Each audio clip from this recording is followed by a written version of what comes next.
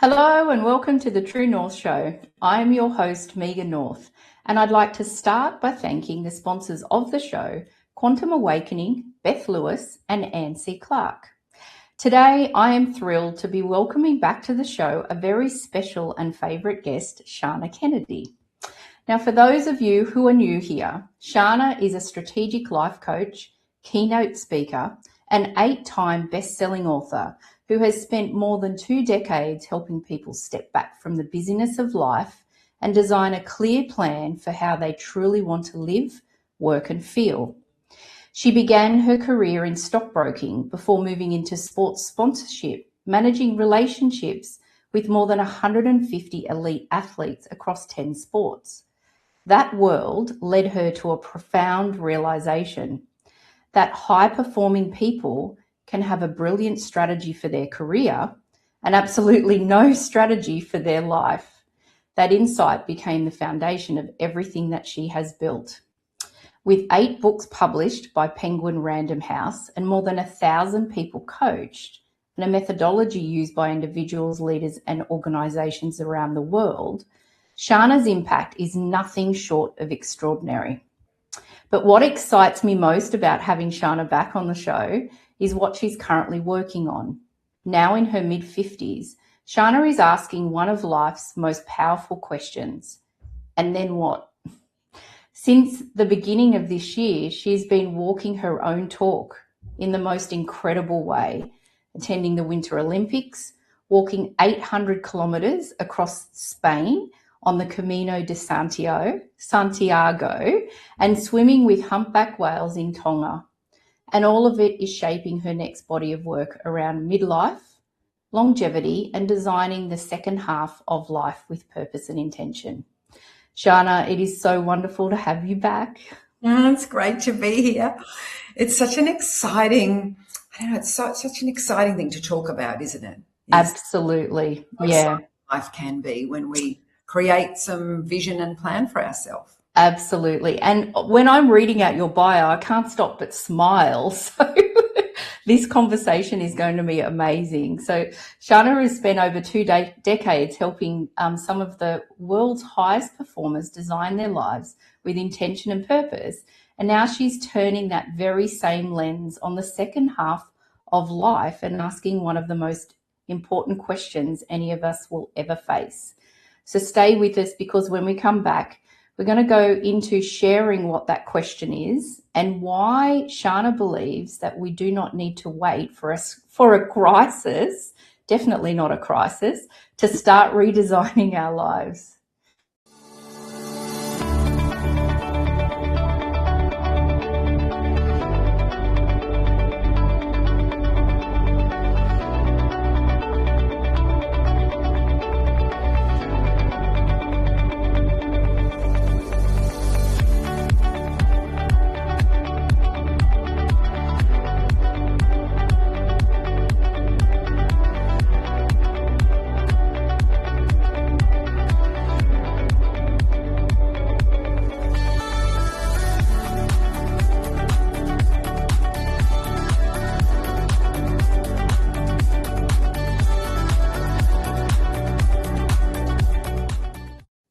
Welcome back to the show. I'm here with strategic life coach, best-selling author, and all-round extraordinary woman, Shannah Kennedy. And this is a conversation I know that's going to resonate deeply with many of us that watch today. So, Shannah, last time that you were here, we talked about life planning and designing a life with intention. So since then, you've been living out in the most, you've been living that out in the most extraordinary way. I don't even know where to begin. But what has been happening for you in 2026? Well, this is the power of having a life plan. So think of it as, you've got a GPS in the car and you're plotting, your next decade ahead, for example. And when I was plotting my next decade ahead, which I do on my plan all the time, we decided that this year would be a little bit of a golden gap year, like a mini sabbatical. 13 years ago, we took 6 months and had a sabbatical and went to the US and took our kids out of school and lived in an RV and lived in Colorado and went to all the national parks and got remarried in Vegas at the Whitechapel and had lots and lots of fun. And then came back, and then we said, let's do another 10 years of great work and get the kids through school. Now the kids have finished school and we're half empty nesters. One's already left, one's still here. And my husband's finished his 23 years as CEO. Mm-hmm. And we knew that at the Winter Olympics that he would be in that role. He's in winter sport. We said, right, that's going to be the gap where you take a year off and you refuel, you think about what you want to do in the next chapter, you take up your passions, you layer your life with, let's start layering in things that we're getting passionate about and hobbies and things, because we need layers as we move forward. It's not just work, home, kids. And we're losing parents and all kinds of things happen in that messy middle. So we thought, this is the golden gap. And so we planned for it a long time ago, and we decided, yes, we're going as a family to the Winter Olympics, which was his farewell. We are going to walk the Camino in Spain. So we did the French Camino, which was 800 kilometers in 40 days, just the two of us. And it was the most beautiful thing to do as a couple, because you are stripped back to just walking in a backpack, and you don't have all the niceties of home and the luxuries and the car. We didn't have a car for 40 days. We had to walk everywhere. And it really made us feel like we were 20 again, because we were just stripped back to the basics. We had the same clothes on every day, and we had to look after each other. Are you feeling okay? And how are your feet? And where are we going tomorrow? And it was really exciting and adventurous and bringing everything back to basics. So really nice long conversations.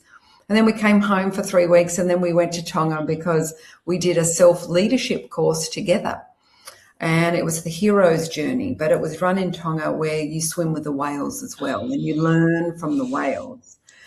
So out we are in the big, deep blue, and you just jump off the boat, and there is a whale the size of a school bus next to you, looking at you, talking to you, singing, twisting, sleeping, and you are there to witness perspective and patience and learn all of these new skills by being in the water. So that was incredible. And then we're going to Greece. My husband's actually studying as well, so we're going to Greece. He graduates there, and we're going to live on Crete for a month. And I just want to talk to all of the old people there and do my research there. So it's a beautiful year, but it was planned for. It's part of the life plan. And this is what we want to talk about with people: is you get to design, and you can save for it, and you can dream about it, and you can make really wonderful things happen, and decide which years are your adventure years and which years are your home years, and which are your, learning years. For example, last year I studied all year to become a breathwork facilitator. So some years are for different purposes, but we get to be the creator. And I really love that perspective, because I think sometimes we're so hard on ourselves. I should be doing this. I should be able to do more of this. I should.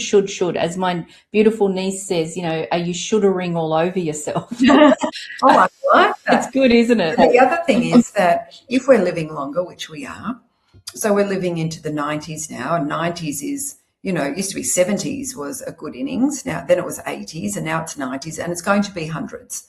So we're not retiring at 60 anymore. No. So we do need to think about the 60s, the 70s, the 80s, the 90s, and how we want to feel. And we have so much time that we can take gaps and sabbaticals and go and study again. And it doesn't have to be this linear, you went to uni, you had your career, and you retired, and that was it. It's absolutely changed. The whole landscape has changed to be, it's a long marathon now. We need to pace, we need to stop, we need to refuel, and we can pivot completely. I've got people who I know who were, vets who are now earth movers, and, people who were school mums who were studying in their 50s and opening their psychology practices at 56 years old because they were 30 years ahead. So it's a really exciting time when we think of the long run and what are we going to do with it? Mm. Yeah, I love that. I love that. And so, that is the question that you're up now asking, like, and then what? Mm. Which I think is, I think it's one of the most confronting, but then exciting questions a person can sit with. So, when do you think that question first landed for you personally?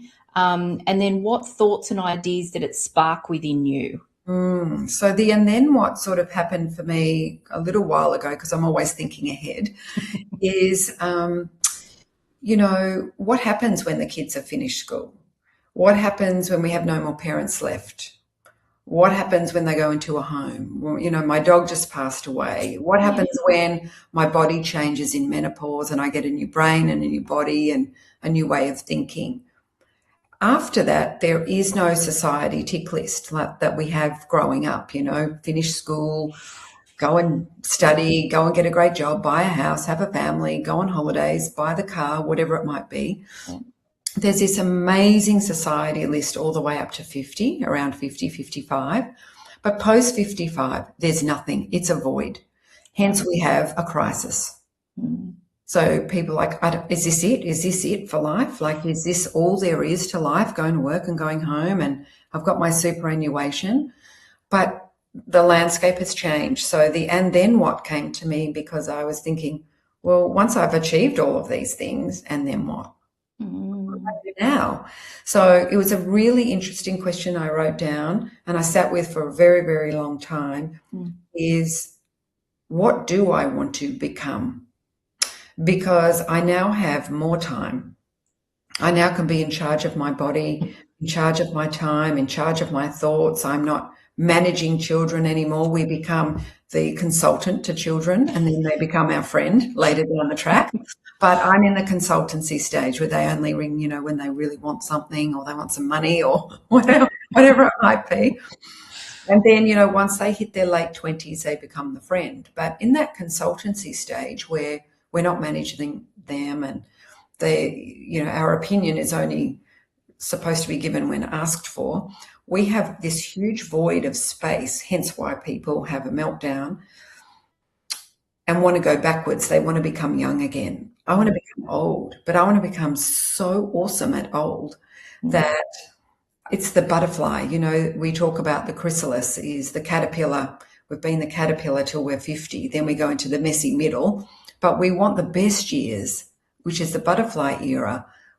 That's our best years to come. I think my best work is yet to come. My best book hasn't even been written yet, or my best body of work hasn't come through yet. My best body hasn't been there yet. So when we can flip the script and say, and then what, and get the blank piece of paper out and start designing and asking ourselves questions like, what excited you when you were young? Because people say, I don't know where to start.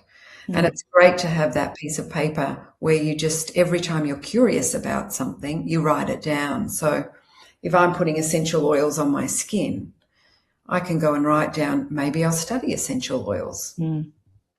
Or, I'm really listening about breath work. I'm really interested in the science. I'll go and study that, because all of that is adding to the second half of my life. Yeah. So it becomes a very exciting, creative, colourful project when we think about our second act. Yeah. Yeah, I love that. And I love that energy behind that too, in the sense of, like, I'm 52 and I'm in menopause now, and the way that I think, the way that I act, the way that I approach things is completely different to what it was even 5-10 years ago. I feel like I'm filled with so much more deep wisdom, and that really excites me, because I think, wow, my perspective has changed. What do I actually want to do moving forward? And I think, oh my gosh, I never want to stop working. I think because the work I do doesn't feel like work anyway. But I want to constantly grow and learn and be inspired. So I love that this is the new body of work that you're starting to work through and share, because I think that you will inspire so many people and also give people confidence. And the courage.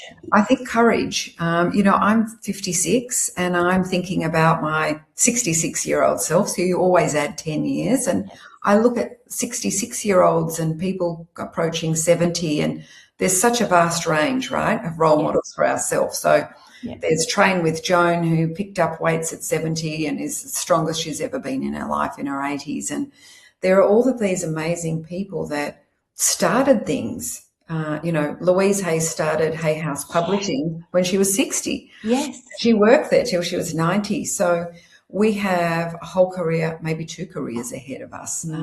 Super exciting. But we get to choose because we've laid such a big foundation. We have incredible wisdom. We've learned a lot of lessons that we need to learn from. We have time now to trim, to let go of things that we don't want to take into the second half. Yeah. Thoughts we don't want to take into the second half, habits we don't want to take into the second half.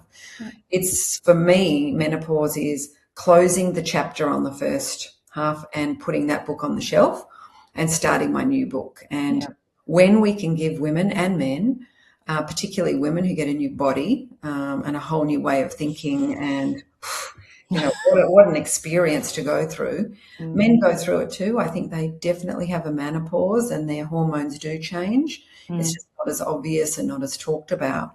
But they too need a very big reset, and they get to create their future as well. So this is universal.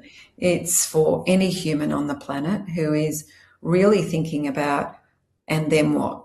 I've ticked all the goals I ever set for myself growing up, and all the goals I ever set in my 20s, 30s, and 40s. I've ticked them all. Yeah. So we need to actually stop. We need to take some time out and some space. Give yourself the space to sit and think and go back into your soul, go back to yourself and say, well, if I could do anything and if I could be very imaginative, what would I create for myself? Yeah.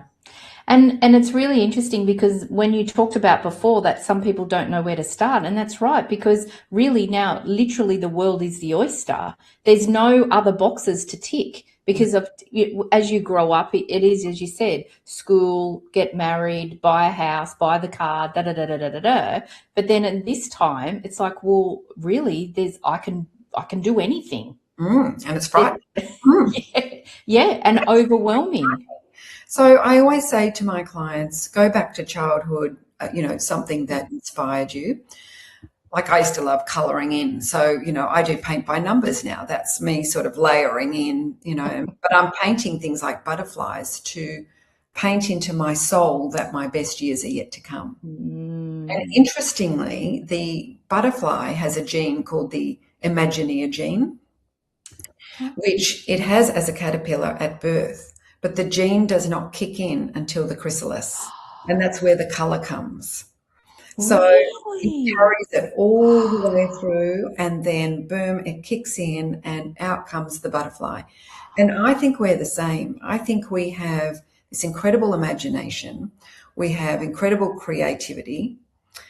And I think when we give ourselves the space in midlife to actually play, be creative and go and play in the playground and try different things and go and research our body and own the numbers and see it as a creative project, it all of a sudden opens up a whole lot of things to go and research and study and learn, and audiobooks and podcasts, and we get access to all the experts now, which has never been before. No. The generation before didn't have encyclopedias on the bookshelf. We have the world's experts on our fingertips if we want to learn something. You might want to learn how to grow tomatoes. You might then want to bottle them. You want to make your own tomato paste. It might become such a passion for you. And we can then travel to Greece and go and speak to the farms there, and travel to Italy, and you can become obsessed with tomatoes. Yeah. It's as simple as that. Yeah. It doesn't have to be a whole new career or anything really big. We actually start really small with, what do I find interesting at the moment? Yeah. Yeah. I love that. Wow. Okay, I've got 100,000 things, but let me stick to the script first. No, it's good. It's good. So a lot of people arrive into midlife feeling like they should have it all figured out, right? Mhm. Again, shouldering all over themselves. Why do you think that it's actually the biggest trap that we can fall into? Yeah, there's no should. It's Mm, only could. I don't think we ever figure it out, do we? no.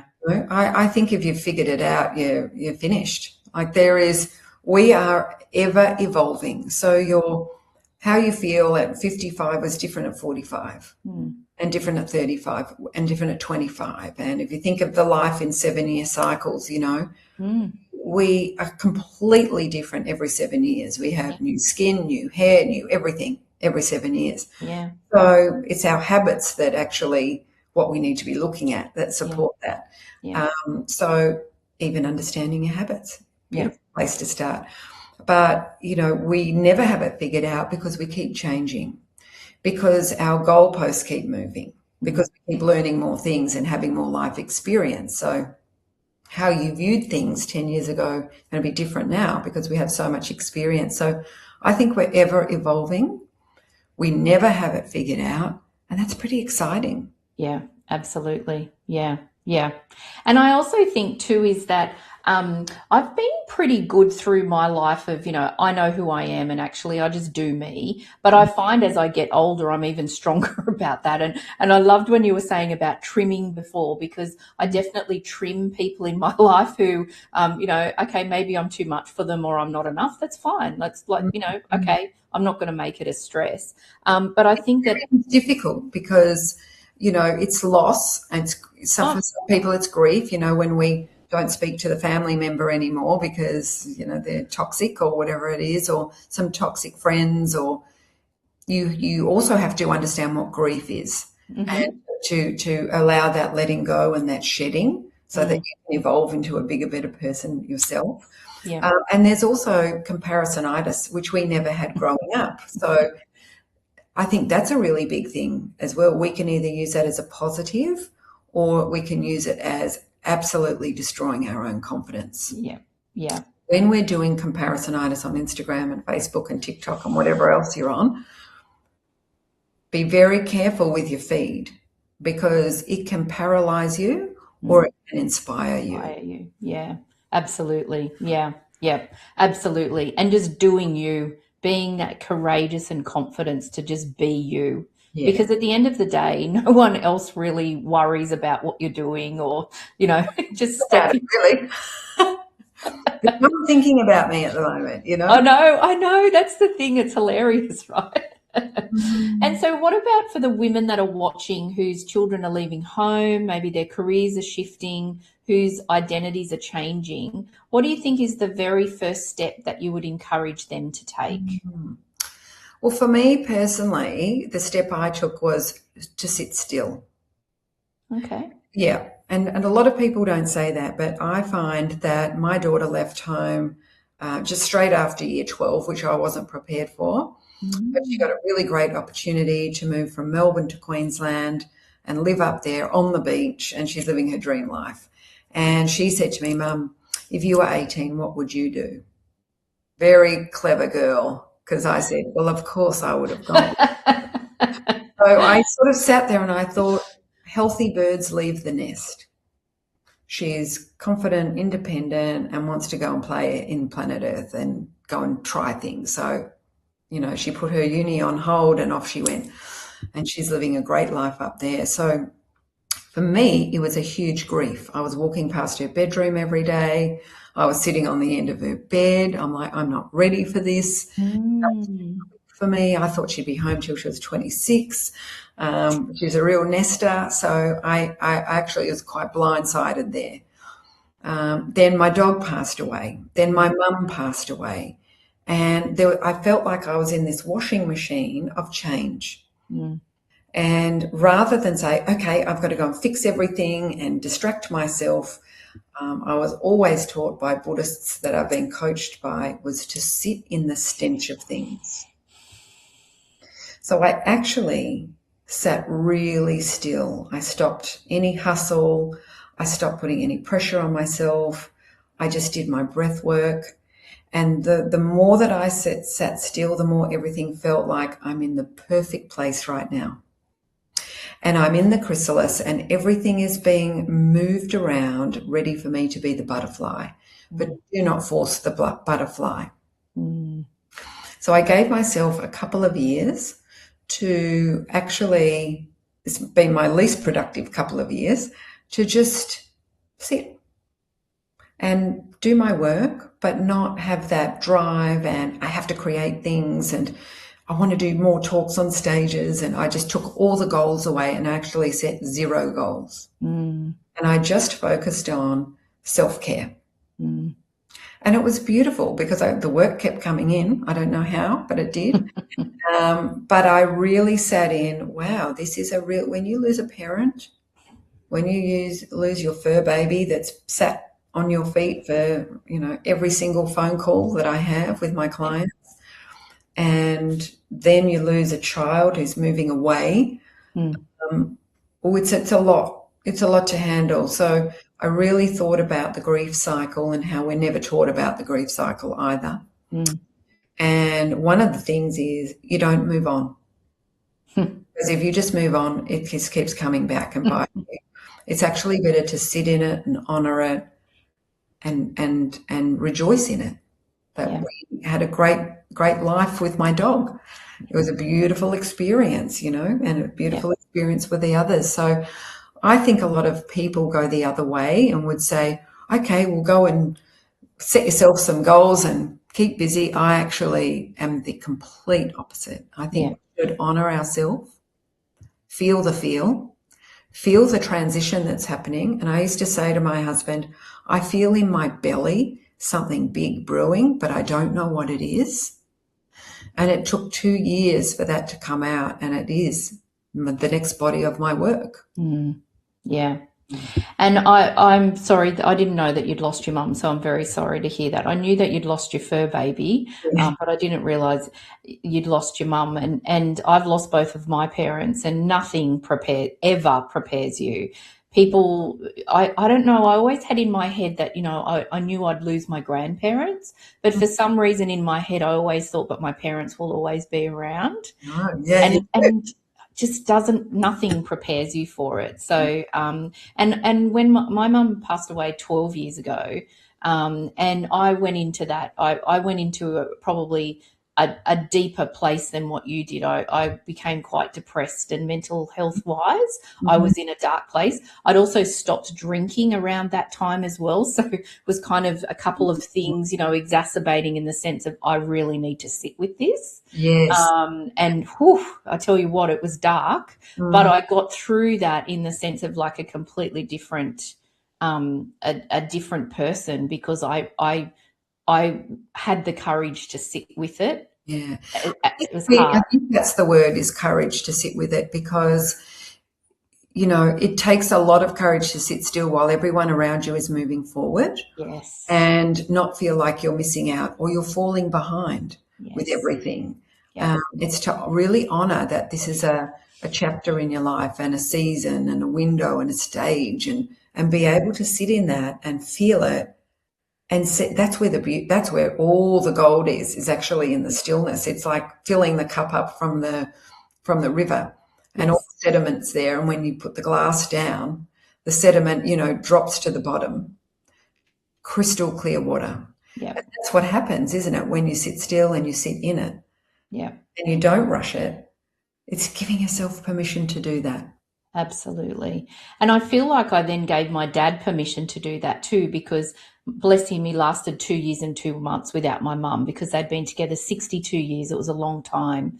But my experience with losing him was completely different, because I had spent so many beautiful hours with my dad. And I feel like I then built a different relationship with my dad, because I'd ring him or he'd ring me, whereas usually I'd ring him and say, hi, it's me. And he'd say, I'll put your mother on. Oh, we have the same dad, because that's what I've spent the last 3 years building my relationship with my dad, because he would always say, I'll get your mother. So now he's stuck on the phone and he has to talk, and I'm learning all about his life, and it's so precious. Isn't it beautiful? gift. It's a gift. Isn't it? Absolutely, absolutely. Yeah, it is. It's definitely a gift. And when my dad went, it felt was a very different process I went through. There was Mm, still a lot of grief, but I felt more peaceful because I felt like he needed to be with mum. He yeah. really missed her, that was a very different process. Mm, But that sitting again, even when he passed, I sat for a good couple of months because I wasn't working at the time, and mm, I really sat with that. So I'm loving that you're sharing that because mm. personally, I can definitely resonate with what you're talking about there. And my Yeah. husband now, who's just finished his 23-year stint, I said, Yeah. you need to take a year off. And he was like, ooh. And it's actually interesting, the remarks around the whole community. Our whole community is like, well, what are you going to do next? Like, what are you going to do? Have you got another job lined up? Because if you don't, oh my gosh, it's going to be hell. And I'm like, absolutely, we will not talk about it. Yeah. We will not discuss it. You will not think about it. He's playing the guitar. He's at the gym. He's having coffees. He's just in heaven. And I want him to make a decision about his next chapter from a full tank rather than desperation. Yeah. And fear. And trust the universe. Mm. Mm. So there is no fear in the house here. Yeah.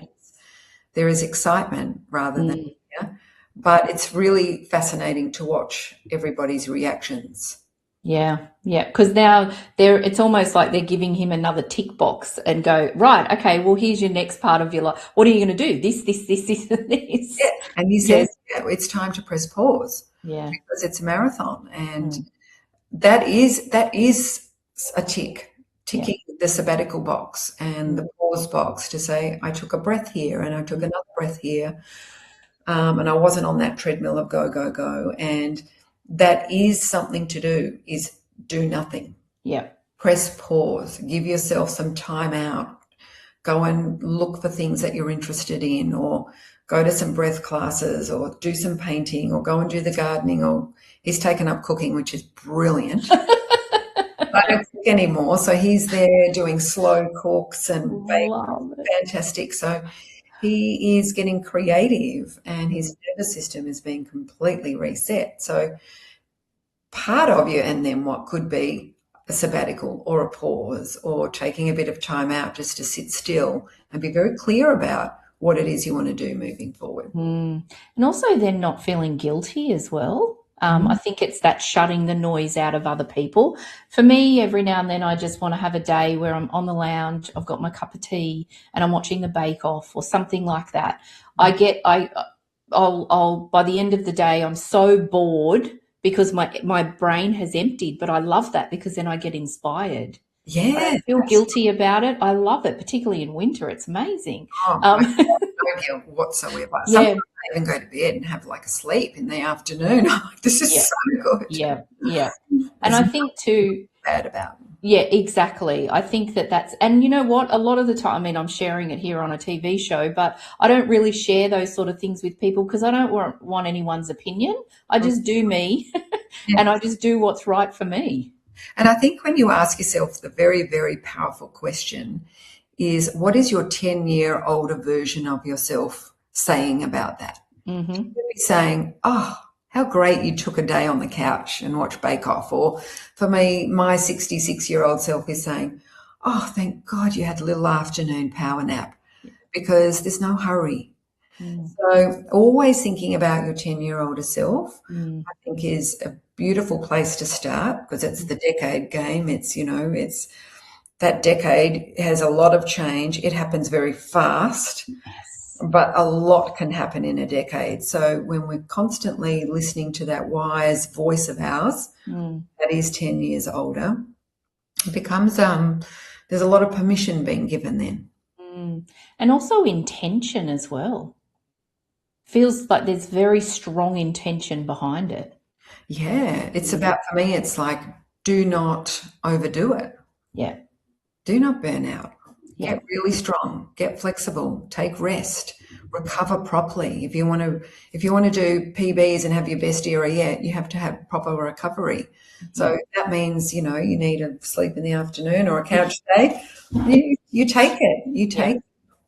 Yeah, absolutely. So I mentioned when I read out what you've been up to. So you've walked 800 kilometres in Spain. You've swum with the humpback whales, and then you've attended the Winter Olympics. So, are you able to summarise a highlight of each experience? Yes, yes, I can. So Winter Olympics was in Italy. So that's why we went, because it's in a great location.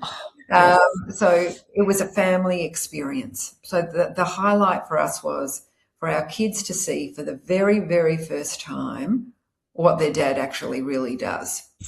Right. On an Order of Australia.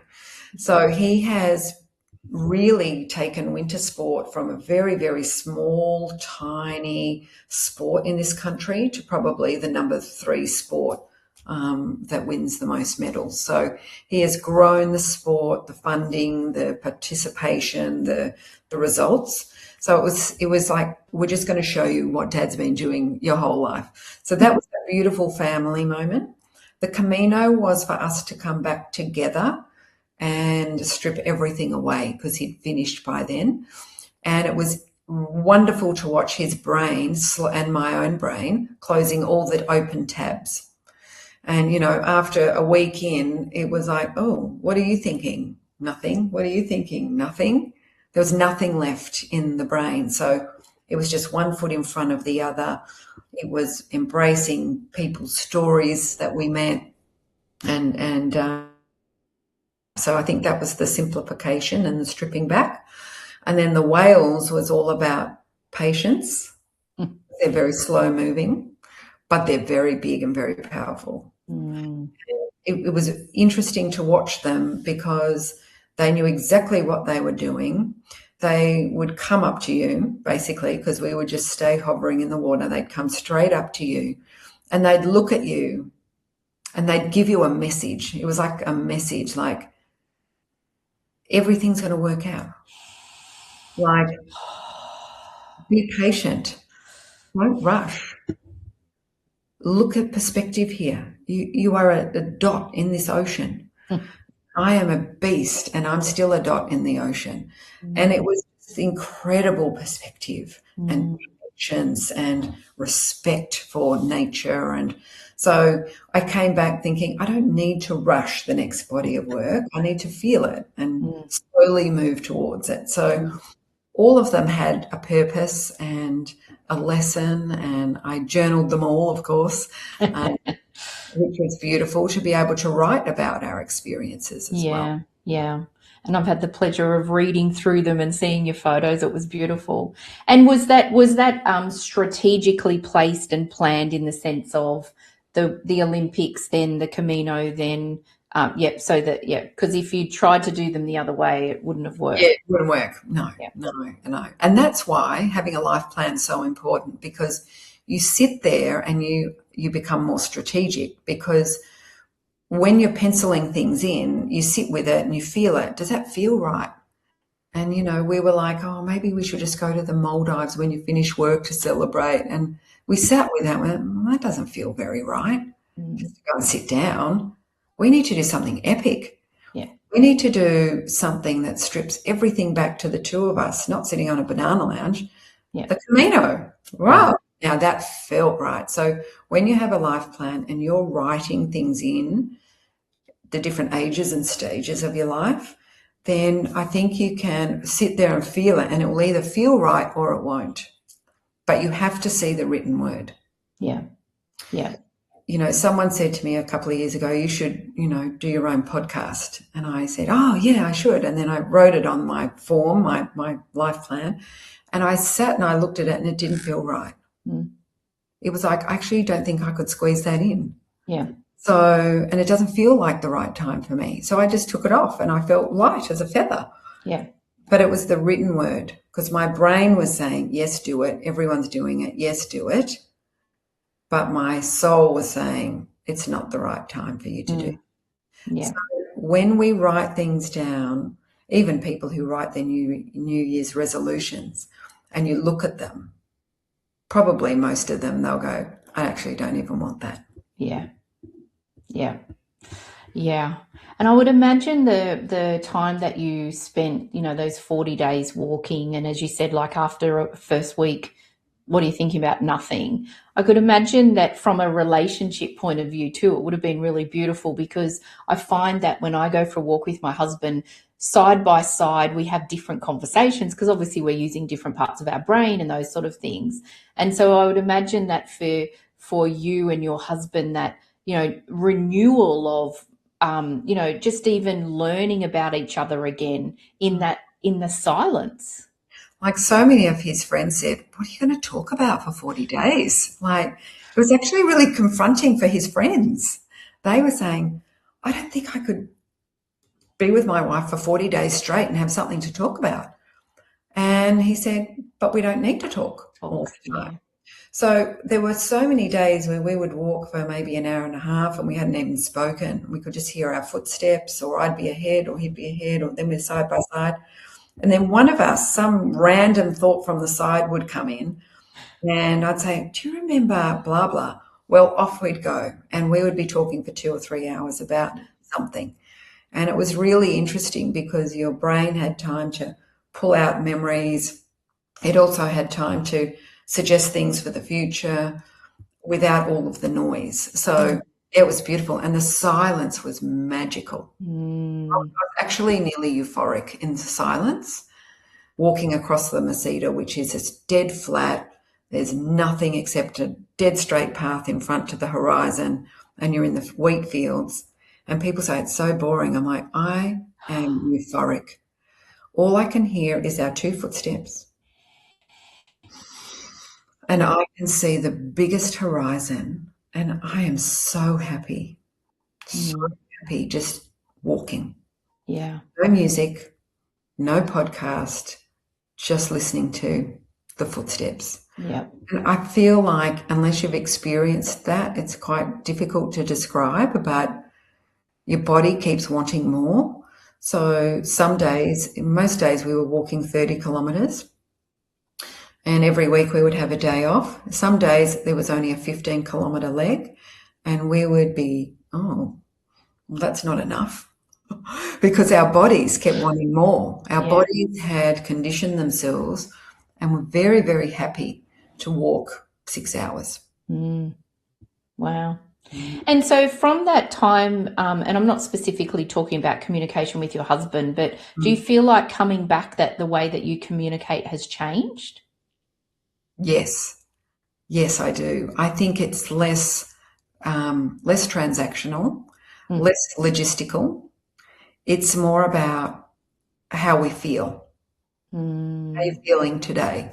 Our language changed quite a bit because we had to ask each other so many times, are you feeling okay? Do you need water? How are your feet? Anything happening with your shoes? I've got a sore shoulder from my pack. Or it was more about caring about each other to make sure we got there. Yeah. And we both had to make sure we got there, because if one of us had to catch a taxi, that would be an epic fail for us. Yeah. So we had to look after each other. So yeah, I think it has. I think it makes you fall in love again in a different way. And what about your communication with other people? Like, is that just holistically then really deeper in the way that you're talking to people and connecting? Yeah, I think you have such a deep experience with yourself that you're observing people quite differently. And because you have such incredible conversations, when you meet a stranger, sometimes they know more about you than your best friend. Because we actually can tell someone our story, whereas our friend thinks they know the story, and we talk about the weather or whatever. Sometimes with complete strangers, you have the most in-depth, incredible, raw, vulnerable conversations, and then you never see them again. Yeah. But they were really transformational and special. So because you've had so many of those experiences, which you can't share with anybody, I think you've just cracked open yourself to, a deeper part of your soul. How beautiful. I love it. I love this. And so with the new clients and the new way that you're going to be working with people around the midlife and longevity, what's the most inspiring and surprising thing that you've discovered so far about what it means to design the second half of your life well? I think what I'm finding is a lot of people think, you want to age well. I want to live well, like fully live well. And I think that, we used to say, make sure that, you avoid disease. But, we're all wearing these, I've got my Aura ring on here, wearables, and we're owning the numbers now. And it isn't actually about just preventing disease. It's about feeling great at every stage until the end and hopefully dying peacefully. Yeah. So we can design that. And I think what's the transition for me is people aren't dreading the second half anymore, like, oh, it's all over and what am I going to do when I retire? The language for me is changing to it is damn exciting. Yeah. Like we have a whole playground to go and play in. Yeah. It's not doom and gloom and I can't do that anymore. Yeah. It's just not. My dad's 86 and goes to the gym, and my mother-in-law's 80 and still skiing. Yeah. So I think it's in my area and the way that I'm viewing it is the best stuff's coming. Yeah. Yeah. And fun, like have fun and laugh. Colourful. I know, it's so important. It's so, my husband and I are married. This is both our second marriages, and we've both got terrible sense of humour and we're always laughing. And when we're going to bed at night and he cracks me up and he goes, stop it. We're married. We're not meant to laugh, like jokingly, but, stop laughing. We're having too much fun, Yeah. We just always look at each other and just say, winning, winning. We went for a walk this morning at 6 a.m. and we get back and we just look at each other and say, winning. Yeah. We've made our bed. We've been for a beautiful walk. We've had a coffee. God, how good's that? I know. Amazing. It's like luxury. Yes. Yes. That we want to do it and we're motivated to do it. And then we both went to the gym. So I think it's about being creative. It's also about building the sanctuary of your home, how you want it as well for the future. So what's in your home that is for your future? So, we've just put a sauna in. We use our pool as a cold plunge. We don't heat it. No one uses their pool in Melbourne in winter at all. I use it every day. Yeah. I just get in every day. It's like 10 degrees in there. Yeah. But people aren't seeing their home as, this is what's going to be supporting you moving forward is your environment. So is the environment of your home, what would you change in your home for the next 30 years if you're going to stay there? Yeah, yeah. And is the one of the things that I'm always looking at within my life is my inner circle, my layers, my inner circle, and then my layers of circle. And I'm not constantly, I shouldn't say constantly, but I'm always reviewing it. Have I got the right people in my inner circle? Are they the people that I love dearly, that I trust, but also are they people that challenge me? Because I don't want just yes Megans in my inner circle. I want supporters, but I want people to challenge me as well. So that inner circle and the people that are around you would be something probably that you would start to review, I don't know, on a decade basis, is it? Or is it more constantly? I think it's more constant. Like if you have people that are very draining, I limit my time with them because it's exhausting. It's absolutely exhausting. Even clients, if they're really exhausting, I sort of don't renew them. Yeah. Just, I don't want the money. It's all about my energy and protecting my energy now. And I actually am quite introverted. I don't need a lot of people. Yeah. So my best days are usually home alone. Yep. So happy. Yeah. Yeah. So I am married to an extrovert, so he drags me out all the time, but I'm very happy in my nest here. I've been in the same room here coaching for 23 years, the same room, and I love it. I get in here, it's in my nest. So I think it depends on your personality as well. Yeah. Need. And I also always make sure I get coached. So probably every 5 years I would employ a coach for a year to work on me, someone completely randomly different. Yeah. to give me new or challenge me differently Yeah. to the way that I think. Yeah. So I'm due for a coach next year, so I'm really excited to get a new coach. Fantastic. They crack me open more. They ask me the hard questions that I already know what to ask myself, but I avoid them sometimes. But when you've got somebody really holding up the mirror, I think it's exciting. Absolutely. And it's really important. I'm always got some type of coach, one or two people that I'm working with most of the time, because I want to be the best version of me then for my clients as well. So yeah, it's important. Exactly. So we actually only do have a couple of minutes left. And so I would usually ask the same question that I do ask all my guests, but you've already asked that question. So I'm going to tweak it for you today, just slightly. So you've coached over 1,000 people and written 8 books. But right now, in this chapter of your own life, what does your true north look like? It looks like stillness. It looks like permission. Love it. It looks like giving myself permission to sit still, to appreciate what I have created, all the clients I have had, and to just press a little bit of pause and slow down, because I think there is something brewing quite big in me and I need to be ready to jump. And the whales was really interesting because you have to wait to see the plume. So the patience, but when it comes out, you have to get in the water within 2 seconds. And so I want to be ready to jump when it's all locked in my brain.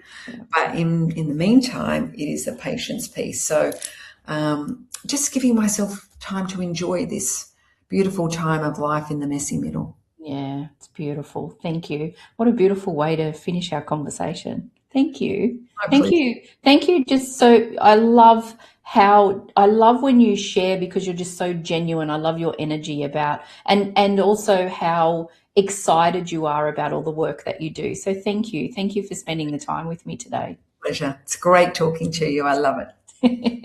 And I'd like to thank all of my amazing and dedicated audience, my sponsors, all of the people who love and support me and watch all of the episodes and the guests that I feature every week. So thank you, everyone. And again, Shannah, and I hope everybody has a great week, and I'll see you all again next week. Thank you. Brilliant.